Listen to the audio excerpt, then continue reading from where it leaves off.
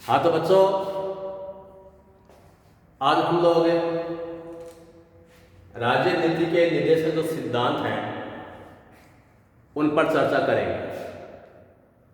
पिछली जो 5-7 जो क्लासेज हुई है अपनी ऑनलाइन, उनमें हमने मूलाधिकारों के ऊपर विस्तृत रूप से आपको जानकारी देने की कोशिश की थी। मैंने बताया था आपको कि भारत के संविधान के भाग 3 में अनुच्छेद 12 से लेकर 35 तक मूलाधिकार लिखे गए हैं। इसी के तहत संविधान के भाग 4 में अनुच्छेद 36 से 51 तक राज्य नीति के निर्देशक सिद्धांत लिखे गए हैं। यह सही है कि इन्हें कानूनी वैधता नहीं है, मगर इसके बावजूद भी भारतीय संविधान की एक विशिष्ट पहचान है। अनुच्छेद 36 से 51 संविधान का भाग 4 नीति निर्देशक तत्वों के बारे में हमें बताता है। और जैसे हम लोग आपको बार बार बताते हैं कि भारतीय संविधान ने दुनिया के संविधानों से अच्छी अच्छी बातें ग्रहण की हैं, उन्हें अपनाया है। और ये जो राजनीति के निर्देशक सिद्धांत हैं, ये हमारे संविधान निर्माताओं ने आयरलैंड के संविधान का अनुसरण करते हुए भारत के संविधान में लिखा है। इससे पहले कल मैं आपको मूल कर्तव्यों के बारे में बताकर गया था। जो भी हमने रसिया के संविधान का अनुसरण करते हुए लिया।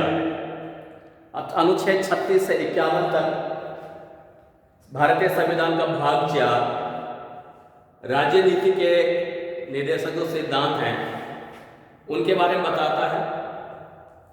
राज्य नीति के निर्देशक सिद्धांत देश की विभिन्न सरकारों और सरकारी अभिकरणों के नाम से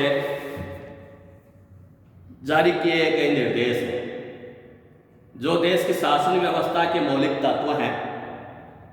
दूसरे शब्दों में कहा जाए तो निर्देशक सिद्धांत कार्यपालिका और व्यवस्थापिका को दिए गए ऐसे निर्देश हैं जिनके अनुसार उन्हें अपने अधिकारों का प्रयोग इस प्रकार करना है कि इन सिद्धांतों का पूरा और उचित रूप से सम्मान हो। ये सिद्धांत ऊंचे ऊंचे आदर्शों की घोषणाएं हैं।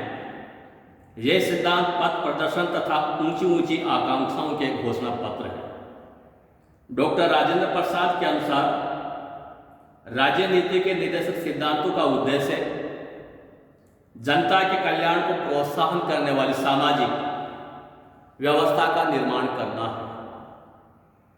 इन निर्देशक सिद्धांतों की प्रकृति के संबंध में भारतीय संविधान का अनुच्छेद 37 में स्पष्ट रूप से कहा गया है कि इस भाग मतलब 4 में दिए गए उपबंधों को किसी न्यायालय द्वारा बाध्यता नहीं दी जा सकेगी, किंतु तो भी इसमें दिए हुए सिद्धांतों देश के शासन के मूलभूत हैं और विधि निर्माण के इन सिद्धांतों का प्रयोग करना राज्य का परम कर्तव्य हो। संविधान की प्रस्तावना में जिन उद्देश्यों को प्रकट किया गया है उन्हें व्यावहारिक रूप देने के लिए राज्य नीति के निर्देशक सिद्धांतों को स्थान दिया गया। जिस प्रकार 1935 के भारत सरकार अधिनियम जो प्रांतीय स्वायत्तता से संबंधित था, में गवर्नर जनरल तथा गवर्नरों के लिए अनुदेश पत्र जारी किए गए थे, उसी प्रकार नए संविधान में निर्देशक सिद्धांत हमारे शासनकर्ताओं के लिए हिदायतें व अनुदेश हैं। डॉक्टर अंबेडकर के अनुसार राजनीति के निर्देशक सिद्धांत 1935 के अधिनियम में जारी किए गए अनुदेश पत्रों के समान ही हैं। बस अंतर केवल इतना है कि यह अधिनियम यही है कि अधिनियम में गवर्नर जनरल तथा गवर्नरों को निर्देशन दिए गए थे, जबकि संविधान में कार्यपालिका और व्यवस्थापिका के लिए निर्देश दिए गए थे। सर आइवर जेनिक्स के अनुसार भारतीय संविधान का यह भाग फैबियन समाजवाद की ही स्थापना करता है, जबकि समाजवाद शब्द का उल्लेख नहीं मिलता है। फैबियन समाजवाद क्या है? जब हम आपको समाजवाद पढ़ाएंगे, बताएंगे इंग्लैंड में इस फैबियन समाजवाद का प्रचलन था, जो बाद में हम आपको बताएंगे। प्रोफेसर पायली के अनुसार निर्देशक सिद्धांत भारतीय प्रशासनों के आचरण के सिद्धांत हैं। G.N. जोशी के शब्दों में इन निर्देशक सिद्धांतों का विधानमंडलों को कानून बनाते समय और कार्यपालिका को इन सिद्धांतों को लागू करते समय ध्यान रखना चाहिए। यह उस नीति की ओर संकेत करते हैं जिसका अनुसरण संघ और राज्य को करना चाहिए। न्यायाधीश केनिया के अनुसार निर्देशक सिद्धांतों में राष्ट्र की बुद्धिमत्ता पूर्ण स्वीकृति बोल रही है, जो संविधान सभा के माध्यम से अभिव्यक्त हुई है। संक्षेप में यह सिद्धांत शासन की नीतियों को निर्देशित करने के लिए विधान में शामिल किए गए। प्रोफेसर डॉक्टर पायली के अनुसार आधुनिक संवैधानिक प्रशासन की एक नवीन विशेषता बतलाया है, जिसकी प्रेरणा हमें आयरलैंड के संविधान से ही मिली है। ये सिद्धांत प्रजातंत्रात्मक भारत का शिलान्यास करते हैं। जब भारत सरकार इन्हें कार्य रूप में परिणित कर सकेगी तो भारत का एक सच्चा लोक कल्याणकारी राज्य कहलाएगा। तो यहाँ बच्चों, जैसे भारत का भाग, संविधान का भाग 3 मूलाधिकारों से संबंधित है और भारत के संविधान का भाग 4 राज्य के नीति निर्देशक सिद्धांत उनसे संबंधित हैं। तो यहाँ हमें ये देखना पड़ेगा कि जो मूलाधिकार है और जो राज्य नीति के निर्देशक सिद्धांत हैं, उनमें क्या अंतर है। सब लोग जानते हैं, सबको जानना भी चाहिए कि मूलाधिकारों के पीछे राज्य की बाध्य मूलक शक्ति निहित रहती है। अगर आप किसी के मूलाधिकारों का अतिक्रमण करोगे, उन्हें बाधित करोगे या अनुचित हस्तक्षेप करोगे, तो राज्य क्या है कि उन मूलाधिकारों की रक्षा करने के लिए संबंधित व्यक्ति के साथ मिलेगा। मगर ये जो राजनीति के निर्देशक सिद्धांत हैं, इनके संदर्भ में ये नहीं है।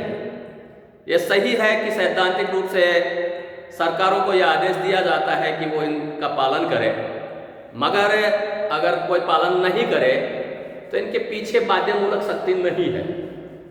दूसरे शब्दों में कहा जाए तो ये एक प्रकार की घोषणाएं हैं, नैतिक घोषणाएं हैं।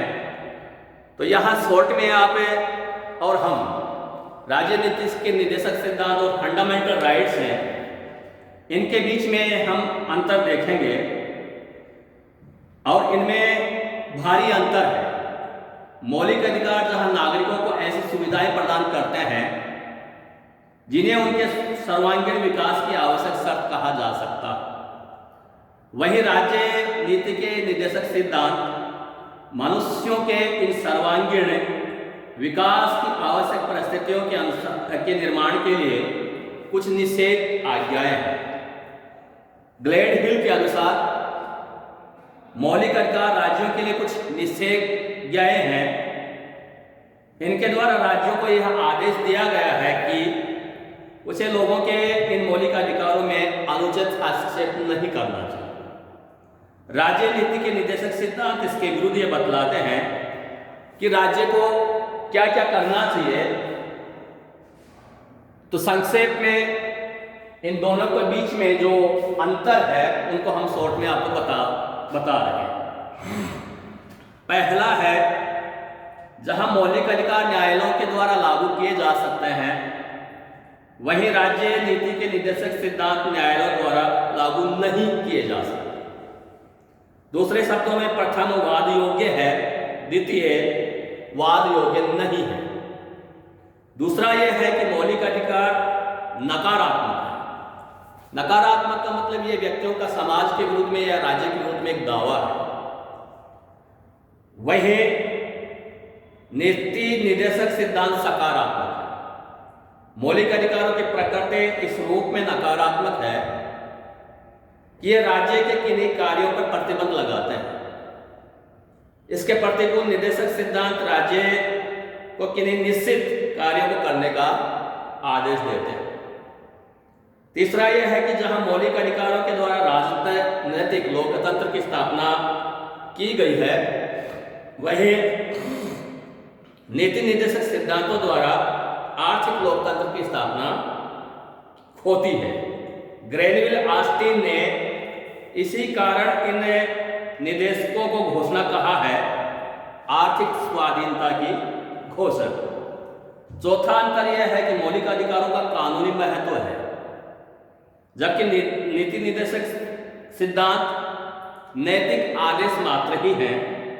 जीएन जोशी ने इसी कारण लिखा है कि राजनीति के निर्देशक सिद्धांत मानवीय आशीर्वाद के ढेर हैं, जिन्हें ऐसे व्यक्तियों ने संग्रहित किया है जो दीर्घकालीन स्वतंत्रता संघर्ष के पश्चात स्वपिन भावातिरेक की स्थिति में थे।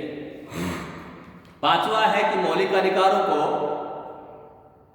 अनुच्छेद 21 में वर्णित अधिकारों को छोड़कर अनुच्छेद 352 के अंतर्गत घोषित आपातकालीन स्थिति के प्रवर्तन काल में स्थगित किया जा सकता है, जबकि नीति निर्देशित तत्वों का जब तक क्रियान्वयन नहीं होता तब तक वे स्थायी रूप से स्थगन की ही अवस्था में बने रहते हैं। छठा अंतर है कि मौलिक अधिकार सार्वभौम नहीं है, उन पर कुछ प्रतिबंध है, लेकिन निर्देशक सिद्धांत सार्वभौम है, उनके ऊपर कोई प्रतिबंध नहीं है। उपयुक्त भेदों के अतिरिक्त मौलिक अधिकार और निर्देशक सिद्धांतों में महत्व संबंधी भेद भी है। हमारे मूल संविधान द्वारा मौलिक अधिकारों को निर्देशक सिद्धांतों की अपेक्षा अधिक महत्वपूर्ण स्थिति प्रदान की गई थी। इसी आधार पर कुरैशी बनाम बिहार राज्य के मुकदमे में सर्वोच्च न्यायालयों के न्यायाधीशों ने यह विचार प्रकट किया था कि राज्य को चाहिए कि निर्देशक सिद्धांतों को लागू करने के लिए कानून बनाए, लेकिन उनके द्वारा बनाए गए कानूनों से मौलिक अधिकारों की हानि नहीं होनी चाहिए, नहीं तो उनकी सुरक्षा संबंधी धाराएं निरर्थक समझी जाएंगी। लेकिन प्रारंभ में ही से ही एक वर्ग का विचार था कि निर्देशक सिद्धांतों को मौलिक सिद्धांतों की अपेक्षा महत्वपूर्ण समझा जाना चाहिए। श्री बीएन राव, जो संविधान सभा के संवैधानिक सलाहकार थे,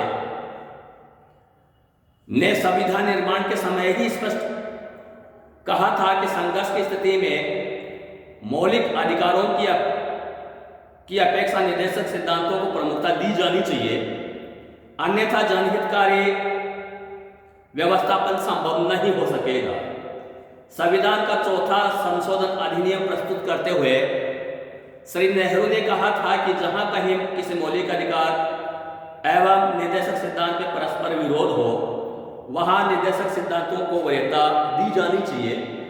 मगर वर्तमान की स्थिति यही है कि मूल अधिकार वाद योग्य हैं और ये वाद योग्य नहीं है। तो बच्चों, आज इतना ही। कल जो क्लास होगी उसमें हम बाकायदा आपको 36 से 51 तक जो निर्देशक सिद्धांत हैं उनके बारे में बताएंगे, उनका महत्व बताएंगे और उनकी जो कमियां हैं, जो आलोचनाएं हैं वो बताएंगे। आज इतना, धन्यवाद।